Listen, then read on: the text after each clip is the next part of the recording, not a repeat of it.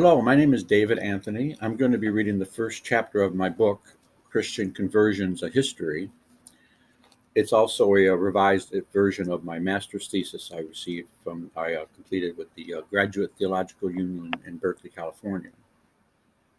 It looks at the history of Christian conversion methods from the beginning of the church, meaning Paul, basically, the first narrative of conversion, all the way through the transformation of Scandinavia and Mexico. Chapter 1 on Christians and Pagans. Christianity began as a marginal Jewish sect. The sect's founder, a Nazarene Jew named Jesus, gathered a devout band of disciples during his short mission. After Jesus' execution by Roman authorities, his followers built their faith around Jesus as the resurrected Messiah and Son of the Jewish God. They shared an oral tradition recounting Jesus' words and deeds, which were later written in a series of texts known as Gospels, from the Greek word euangelion, or good news. From its earliest years, Christianity had a missionary focus. Jesus told his disciples, "Therefore go and make disciples of all nations, baptizing them in the name of the Father, and of the Son, and of the Holy Spirit." Their sincere faith in Jesus' death and resurrection, and his promise that he would return to inaugurate a new kingdom, attracted many new adherents to the Way, as the community described themselves. The Way found an audience among the Jewish people living around Jerusalem who were struggling against a brutal Roman occupation, and many people found renewed hope in Jesus' message. The model of the Christian missionary was Paul, who moved outside the Jewish community and brought the teachings of Jesus to the Gentiles, especially the Hellenistic cultures around the Mediterranean. Paul was born Saul, and as a young man he was a Jew and self-described persecutor of Christians. The Acts of the Apostles relate the story of Paul's conversion to Christianity, which has become the model of personal conversion narratives. As he neared Damascus on his journey, suddenly a light from heaven flashed around him. He fell to the ground and heard a voice say to him, "Saul, Saul, why do you persecute me?" "Who are you, Lord?" Saul asked. "I am Jesus, whom you are persecuting," he replied. "Now get up and go into the city, and you will be told what you must do." The men traveling with Saul stood there speechless. They heard the sound, but did not see anyone. Saul got up from the ground, but when he opened his eyes, he could see nothing. So they led him by the hand into Damascus. For 3 days he was blind and did not eat or drink. Paul's conversion is portrayed as an overwhelming psychological and physical experience. In Damascus, Paul is greeted by Ananias, a Christian, who lays hands on him, representing his admission into the Christian community. Driven by a mission to preach the gospel, Saul takes the name Paul, concretizing his identity as a Christian. Paul's vision and conversion has been celebrated in art and narrative, and his writing became entwined with the church's teachings. Traveling the highways and seaways of the Roman world, Paul faced shipwreck, angry mobs, arrest, and seemingly inevitable execution in his zeal to bring Christianity to the non-Jewish world. Paul is also noted for introducing Christianity to Europe, with its arrival in Philippi just 2 decades after Jesus' death. Paul's self-appointed mission to convert the Gentiles led to the greatest crisis of the early church. Up to this time, Christianity had remained a Jewish sect. The majority of Christians were devout Jews, especially in the Church of Jerusalem, which was the foundation stone of the movement. Gentiles who wished to join the Christian community were obligated to follow the Jewish laws related to diet and purity, as well as to submit to circumcision, which was a central rite of the Jewish faith. Paul's assertion that Gentile converts were not bound by Jewish laws regarding circumcision drove a permanent wedge between his missionary church and his Jewish roots. Jewish Christianity, centered on Jerusalem, faded out of history as its members passed on or reabsorbed into the mainstream Judaism. Paul's missionary church survived, providing a foundation for today's Orthodox, Catholic, and Protestant majority. The tensions resulting from converting people with different cultural and religious foundations threatened the church soon after its development. Paul guided the early church through this crisis and helped establish some of the core teachings of the faith, such as monotheism, the belief in Jesus' death and resurrection, and the sanctity of the community of saints. He also set precedents for negotiating with other cultures.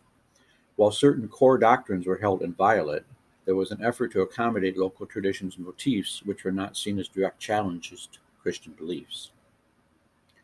Often these local traditions would be incorporated into local Christian practice. In some cases, these practices became regional or even worldwide expressions of Christian faith. Though Christianity spread through the late Roman Empire, Christians remained a marginal group. For many years, Roman authorities did not distinguish between Christians and Jews. To placate the often troublesome Jewish community, which practiced strict monotheism, Romans granted them a general exception from public sacrifices to the Roman gods, including the emperor cult. It seems that Christians were granted the same exception, as neither Roman nor Christian texts mention any specific incidents related to the issue. In fact, there are no Roman references to Christ or Christianity in the first decades of the Church's history. The earliest mentions of Jesus Christ or Christians come from Suetonius, Pliny the Younger, and Tacitus, who all wrote between 111 and 122 of the Common Era. This lack of evidence suggests Christians were tolerated through most of the empire and through most of the early years. Nevertheless, rare but brutal persecutions raged periodically, beginning in the reign of Nero around 64 CE and reaching a climax in the great persecution of Diocletian in 303 CE.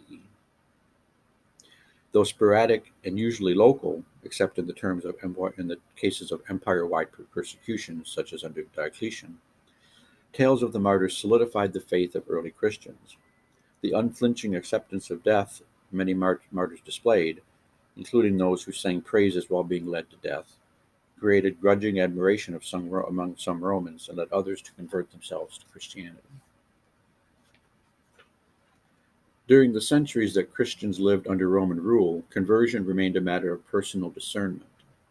Individuals who chose to convert went through the catechumenate, a lengthy process of initiation and religious education under the supervision of a sponsoring Christian. During catechesis, initiates were given introduction to the teaching of Jesus and allowed to participate in some rites and worship. They were barred from participating in or even viewing the central rite of Christianity, the Lord's Supper or Holy Communion. Once they completed their education, the new Christians were accepted into the community through baptism, a ritual cleaning of water, followed by a laying on of hands by a presiding bishop. Taking guidance from Paul, the church viewed baptism as the rebirth. Only when they had died and been reborn were the initiates allowed to participate in the full ritual life of the Christian community, signified by their first reception of the Lord's Supper, a sharing of bread and wine, which at that time was usually seen as a remembrance of Jesus' last meal of fellowship with his disciples and a celebration of his resurrection. The idea of forced or mass conversions would likely have been abhorrent to early Christians. They saw themselves as a community of saints living in expectation of his return, of the return of their Lord Jesus, and the initiation of his kingdom on earth. Though they welcomed sincere converts, Christians defined themselves in opposition to the cultic life of the Roman Empire, a distinction reinforced by the tales of the martyrs. The holy life of the saints was difficult and not intended for casual believers. According to the Gospel of Matthew, catechumens were advised to enter by the narrow gate, for the gate is wide and the way is broad that leads to destruction, and there are many who enter through it. For the gate is small and the way is narrow that leads to life, and there are few who find it. Though the doctrine and rites of Christianity evolved and local communities developed their own traditions, the core identity of Christians as a marginalized group persisted through the first 3 centuries of the Church. Their exclusive worship of Jesus and the Trinity set them apart from the popular cults of Roman society. They were tolerated in the empire, though periodic persecutions as we said have led to great suffering and even greater awareness of themselves as opponents of the Roman order. The persecutions also solidified their faith and created a cult of martyrs, adding depth to their own traditions. The first Christians believed that salvation was granted through belief in the resurrected Jesus and from living in expectation of his coming kingdom. Some scholars say that, as Christians encountered a Roman hostile world, their ideals about salvation changed slightly. As ancient Jews came to see the gods of competing cultures, such as Baal, as demonic forces which threatened the Jewish people, Christians facing Roman oppression saw the pagan gods as a threat to their communities. Roman worship centered around daemons, the lower gods of the Roman pantheon, but Christians identified these gods as malevolent forces. As one scholar, Brown, writes, for these Christians, salvation meant first and foremost salvation from idolatry and from the power of the demons. This identification of competing gods as demons would shape the agenda of Christian expansion and conversion from the late antique through the medieval and early modern eras. The first large-scale persecution took place under Nero around 64 CE. The last and most terrible was ordered by Diocletian in 303. Few who lived through the persecutions, whether Christian or Roman, could have imagined that only 9 years later, after the great persecution of Diocletian, a Roman emperor would have adopted the Christian cross as his military standard and declared Christianity to be a legal faith, able to be openly practiced. This emperor also ordered the return of all property seized from Christians during the great persecution. Constantine took the faith under his imperial wing and is often regarded as only second to Paul in his influence on the early development of church practices. Constantine's vision of a cross in the sky, inscribed with the words, "By this conquer," was recounted by Eusebius, a close contemporary of the emperor. The emperor had spent the day preparing for an impending battle. Falling asleep, Constantine had had a dream which led him to accept the cross as his military standard.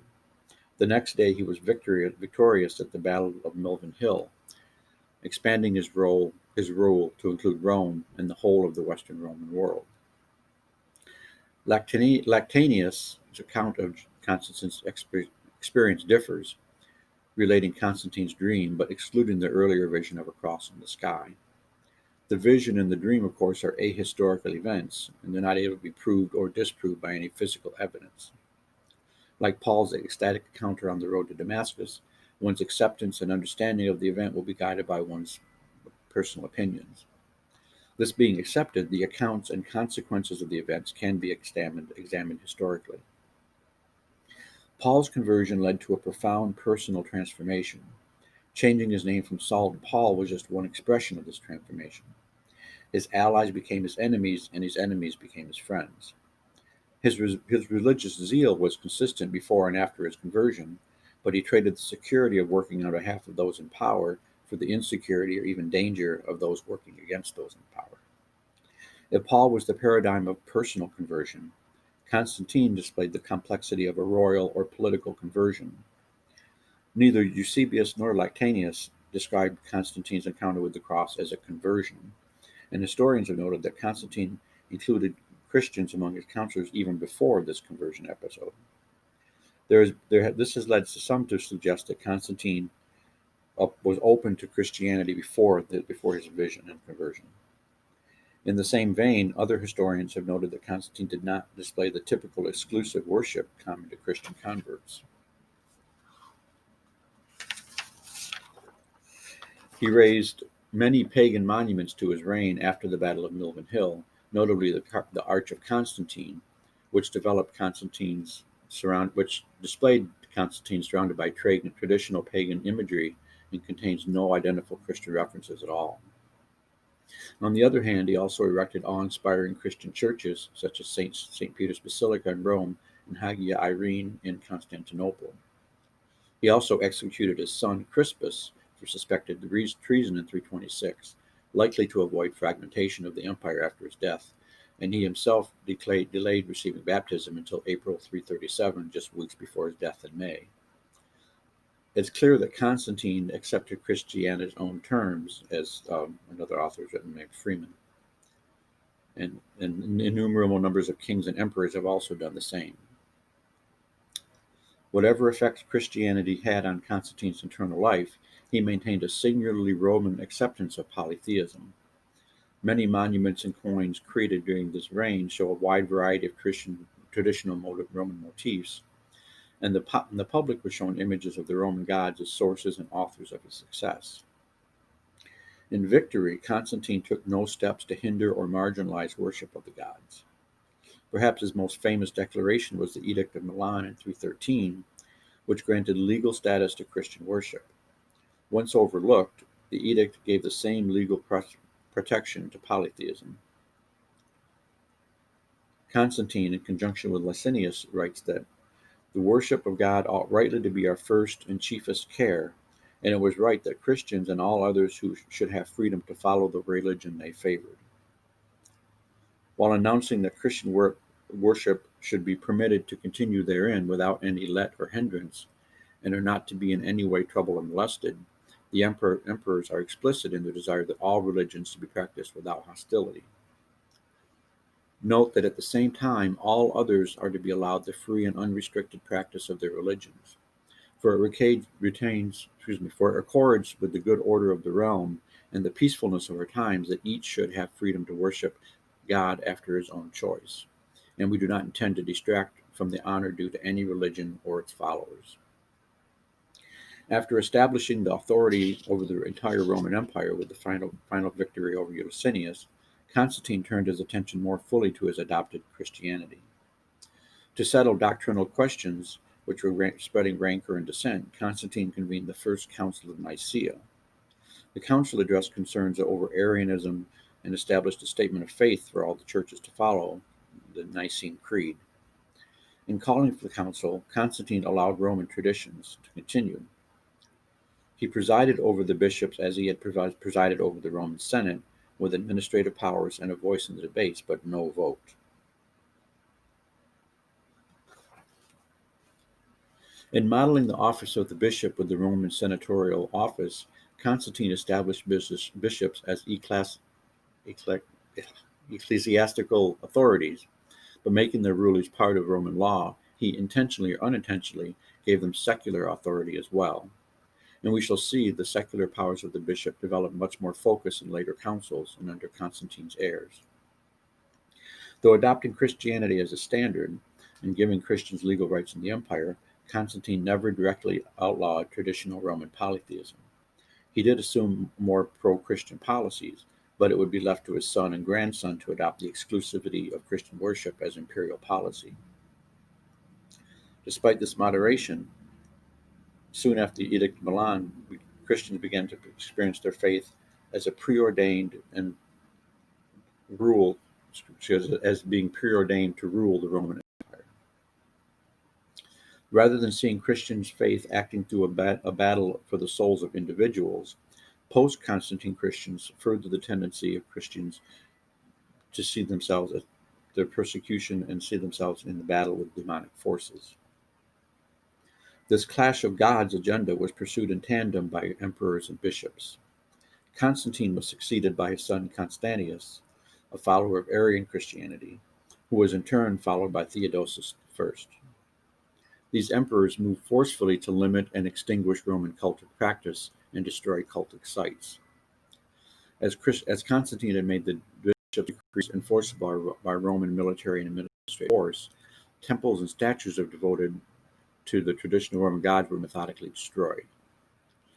The pattern of coerced conversion also to be adopted by medieval and early modern Christians, with dramatic and often tragic results.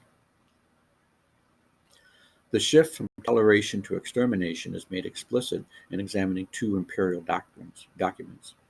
As we have seen, the Edict of Milan in 313 spelled out the rights of Christianity and gave Christians equal status with traditional Roman polytheist cults. This universal religious freedom was remarkable but short-lived.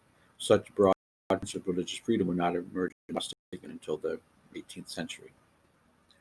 In stark contrast to the edict, Theodosius I purged traditional Roman polytheism from Roman society by barring polytheists from serving in the royal court or holding any military or government office. He ordered the destruction of traditional temples and outlawed cultic practices and sacrifices.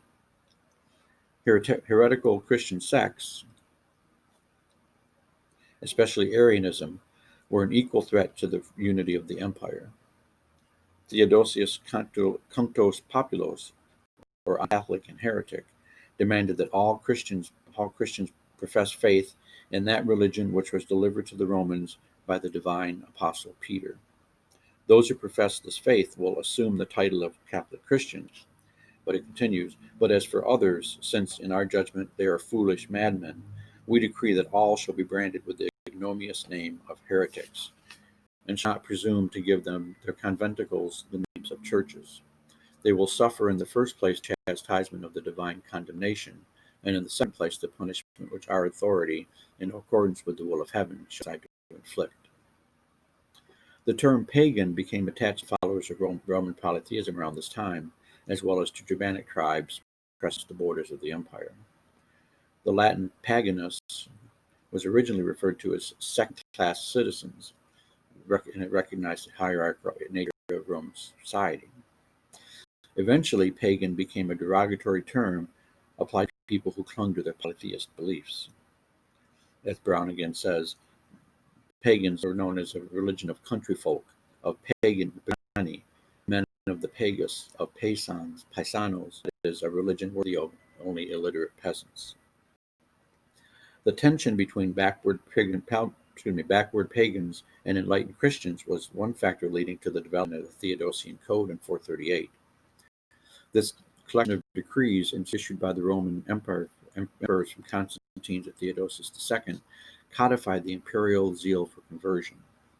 The code set a two-tiered approach to conversion. One set of strategies were directed towards senators and high government officials.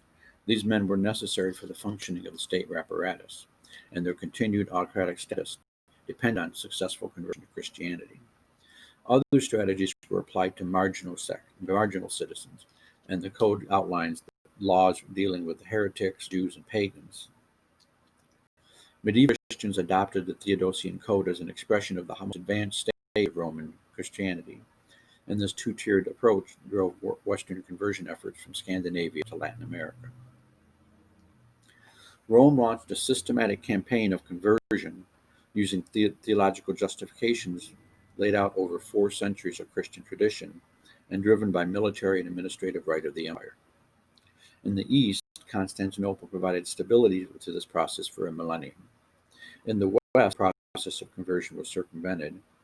164 years after Constantine's vision and 38 years after the Theodosian Code was issued, the last emperor of the Western Empire, a child named Romulus Augustulus, was dethroned and exiled by one Odoacer, a German warlord and heretical Arian Christian.